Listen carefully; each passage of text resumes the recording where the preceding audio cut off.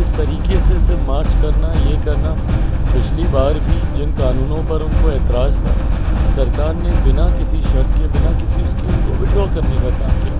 ये सरकार की सोच, सरकार की नीयत को दर्शाता है कि पूरी तरीके से किसानों की भावना के साथ हमारी केंद्र की एनडीए सरकार काम करने का प्रयास कर रही है। पर ऐसे में बातचीत का रास्ता जब सरकार ने हमेशा से खोल के रखा है, तो मुझे लगता है पहले बातचीत होनी चाहिए। मैं अभी भी मैं आग्रह करूँगा, इस तरीके से माहौल बनाना है तो ज़रूर कुछ ऐसे विपक्षी दल जो इस तरीके का प्रयास करते हैं कि एक अराजकता का माहौल बने। विपक्षी दल के कई ऐसे नेता हैं जो इस तरीके की घटनाओं को बढ़ावा देने का काम करते हैं अपने अपने राजनीतिक लाभ के लिए। और जैसा मैंने कहा, हमारी केंद्र की सरकार पूरी सजगता के साथ किसानों की हर सोच, हर मांग को सुनने के लिए तैयार है, उनके साथ बातचीत करने के लिए तैयार है। और हम लोग कतई कभी ये नहीं चाहते कि कोई ऐसी परिस्थिति उत्पन्न हो। देखिए, सरकार पूरी तरीके से किसानों की बात सुनने के लिए, उनसे बातचीत करने के लिए तैयार है। पर ये बार बार इस तरीके से सिर्फ मार्च करना, ये करना, पिछली बार भी जिन कानूनों पर उनको एतराज़ था, सरकार ने बिना किसी शर्त के, बिना किसी उसके उनको विड्रॉ करने का काम किया। ये सरकार की सोच, सरकार की नीयत को दर्शाता है कि पूरी तरीके से किसानों की भावना के साथ हमारी केंद्र की एनडीए सरकार काम करने का प्रयास कर रही है। पर ऐसे में बातचीत का रास्ता जब सरकार ने हमेशा से खोल के रखा है, तो मुझे लगता है पहले बातचीत होनी चाहिए। मैं अभी भी मैं आग्रह करूंगा कि किसी तरीके की कोई अप्रिय घटना ना घटे, किसी तरीके का कोई विवाद ना हो। उसके लिए आप आएँ, अपना एक प्रतिनिधि मंडल भेजें, जो आपको बातचीत करनी है, सरकार उसके लिए तैयार है। ऑपोजिशन की कोई कॉन्स्पिरेसी भी लगती है आपको? बिल्कुल लगती है, पर वही है कि अब हर चीज़ में अब हम लोग बोलेंगे तो लोग कहेंगे राजनीति। बट इस तरीके से माहौल बनाना है तो ज़रूर कुछ ऐसे विपक्षी दल जो इस तरीके का प्रयास करते हैं कि एक अराजकता का माहौल बने। विपक्षी दल के कई ऐसे नेता हैं जो इस तरीके की घटनाओं को बढ़ावा देने का काम करते हैं अपने अपने राजनीतिक लाभ के लिए। पर जैसा मैंने कहा, हमारी केंद्र की सरकार पूरी सजगता के साथ किसानों की हर सोच, हर मांग को सुनने के लिए तैयार है, उनके साथ बातचीत करने के लिए तैयार है। और हम लोग कतई कभी ये नहीं चाहते कि कोई ऐसी परिस्थिति उत्पन्न हो जिससे कोई अराजकता का माहौल बने। एक आखिरी सवाल, मोहन भागवत जी ने कहा है पॉपुलेशन क्राइसिस को देखते हुए at least we should have 3 children, every Indian should have 3 children. कैसे देखते हैं? देखिए, फर्टिलिटी रेट के ऊपर ये चर्चा हो रही है और एक कंसिस्टेंट फर्टिलिटी रेट रहना ज़रूरी है किसी भी प्रजाति का कंटिन्यूएशन में आगे बढ़ने के लिए। अगर उस फर्टिलिटी रेट से कम जाता है मामला, तो ज़रूर चिंताएं बढ़ती हैं। फिलहाल ये चिंता ज़रूर है कि जो एक fertility rate on a consistent level 2.1 के आसपास होना चाहिए, उससे काफ़ी कम हो चुका है, 1.91 के आसपास शायद ये आ चुका है। तो ऐसे में ये मानव प्रजाति को आगे बढ़ाने के लिए ये एक चिंता का विषय ज़रूर है। इसके ऊपर ज़रूर चर्चा होनी चाहिए। वो समय भी था जब ये फर्टिलिटी रेट बहुत ज़्यादा हाई था, उस वक्त पॉपुलेशन कंट्रोल की भी बात की जा रही थी। But at the same time मुझे लगता है कि ये एक विस्तृत चर्चा का विषय है जो मोहन भागवत जी ने जिन बातों को रखा है, बहुत टेक्निकल है।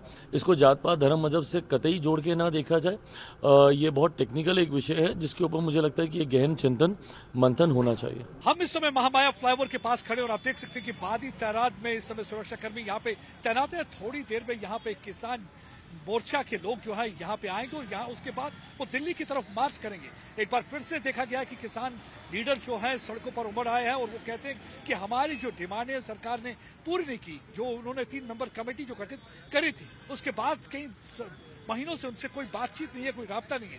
यही एक वजह है कि एक बार फिर से किसान जो है सड़कों पर दिखेंगे और ये महामाया के करीब 12:30 के बजे यहाँ पे आके इकट्ठे हो जाएंगे और उसके बाद दिल्ली की तरफ मार्च करेंगे। और दिसंबर 6 को भी एक और मार्च होने वाली है और वो भी दिल्ली चलो कि उन्होंने नारा लगाया हुआ है। और आप देख सकते हैं किस तरीके से यहाँ से पुलिसकर्मी पूरी तरह से तैनात है।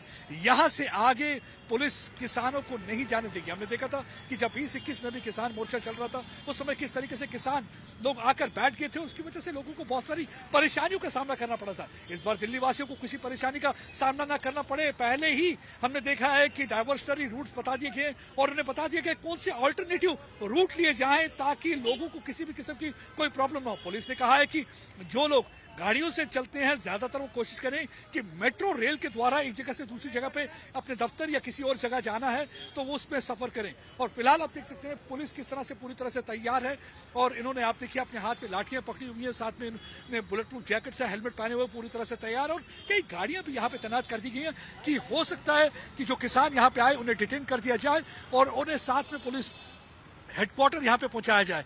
और यहाँ पे आप देख सकते हैं पूरी तरह से तैयारी हो चुकी है। ये वो फ्लाईओवर है, महामाया फ्लाईओवर, जहां इस 12:30 बजे के करीब किसान यहाँ पहुंचेंगे और उसके बाद दिल्ली की ओर मार्च करेंगे। और उनकी जो डिमांड है, डिमांड एक तो ये है कि वो चाहते हैं कि लोन वेवर होना चाहिए, जो लोन जो उन्हें मतलब मिला हुआ है वो माफ कर दिया जाना चाहिए। दूसरी उनकी डिमांड ये है कि एक लीगल जो है डॉक्यूमेंट बनना चाहिए एमएसपी को लेकर। वो कहते हैं कि लीगल डॉक्यूमेंट होना चाहिए, क्योंकि सरकार ने पिछली बार कहा था कि जैसे दालें हैं, जैसे मेज है और बाकी कुछ प्रोडक्ट्स है उस पर एमएसपी मिलेगा, लेकिन 5 साल के लिए मिलेगा, जो कि किसानों को मंजूर नहीं था। आप देख सकते हैं कि सीनियर पुलिस ऑफिसर सुबह से यहाँ पे गश्त लगा रहे हैं और पूरी तरह से देख रहे हैं, सुरक्षा का जायजा ले रहे हैं सीनियर पुलिस ऑफिसर, क्योंकि ये वो जगह है जहां से आगे किसानों को जाने नहीं दिया जाएगा। यहाँ पे जब वो इकट्ठे होंगे वो यहाँ पे प्रोटेस्ट करें, जो भी करें, लेकिन यहाँ से आगे इन्हें दिल्ली मार्च नहीं करने दिया जाएगा, क्योंकि जो पिछली बार गलती हुई थी इस बार वो गलती दोहराने नहीं दी जाएगी। क्योंकि पिछली बार हमने देखा कि कई महीनों तक किसान बैठे रहे थे और उसकी वजह से कई किस्म की मुश्किलातों का सामना करना पड़ा था। इस बार किसान की एक और डिमांड ये भी है कि जो किसान उस एजिटेशन के दौरान मारे गए थे उन्हें भी कंपनसेशन दिया जाए, और जो लोग पकड़े गए थे और जिनके खिलाफ केसेस थे वो केसेस जो हैं वो विड्रॉ कर दिए जाए। और आप यहाँ देख सकते हैं कि ये वो फ्लाईओवर है जिसके अंडर आकर वो इकट्ठे होंगे। और आप देख सकते हैं किस तरीके से यहाँ पे आपको इस समय आरपीएफ के लोग मिलेंगे, उसके अलावा आपको पुलिसकर्मी यहाँ पे तैनात नजर आएंगे, सीनियर ऑफिसर किस तरीके से देखिए पूरी तरह से मार्च करते हुए यहाँ पे पूरी तैनाती करते हुए पूरी तरह से सुरक्षा का जायजा ले रहे हैं। और पूरी कोशिश है कि किसान यहाँ से आगे बिल्कुल भी ना बढ़ पाए, ताकि यहाँ पे एक बार फिर से वैसे हालात न हो जो हमने 20 और 21 में देखे थे। देखिए, सरकार पूरी तरीके से किसानों की बात सुनने के लिए, उनसे बातचीत करने के लिए तैयार है, पर ये बार बार इस तरीके से सिर्फ मार्च करना, ये करना, पिछली बार भी जिन कानूनों पर उनको ऐतराज़ था सरकार ने बिना किसी शर्त के, बिना किसी उसके उनको विड्रॉ करने का काम किया। ये सरकार की सोच, सरकार की नीयत को दर्शाता है कि पूरी तरीके से किसानों की भावना के साथ हमारी केंद्र की एनडीए सरकार काम करने का प्रयास कर रही है। पर ऐसे में बातचीत का रास्ता जब सरकार ने हमेशा से खोल के रखा है तो मुझे लगता है पहले बातचीत होनी चाहिए। मैं अभी भी आग्रह करूंगा कि किसी तरीके की कोई अप्रिय घटना ना घटे, किसी तरीके का कोई विवाद ना हो, उसके लिए आप आएँ, अपना एक प्रतिनिधि मंडल भेजें, जो आपको बातचीत करनी है सरकार उसके लिए तैयार है। ऑपोजिशन की कोई कॉन्स्पिरेसी भी लगती है आपको? बिल्कुल लगती है, पर वही है कि अब हर चीज़ में अब हम लोग बोलेंगे तो लोग कहेंगे राजनीति, बट इस तरीके से माहौल बनाना है तो ज़रूर कुछ ऐसे विपक्षी दल जो इस तरीके का प्रयास करते हैं कि एक अराजकता का माहौल बने। विपक्षी दल के कई ऐसे नेता हैं जो इस तरीके की घटनाओं को बढ़ावा देने का काम करते हैं अपने अपने राजनीतिक लाभ के लिए।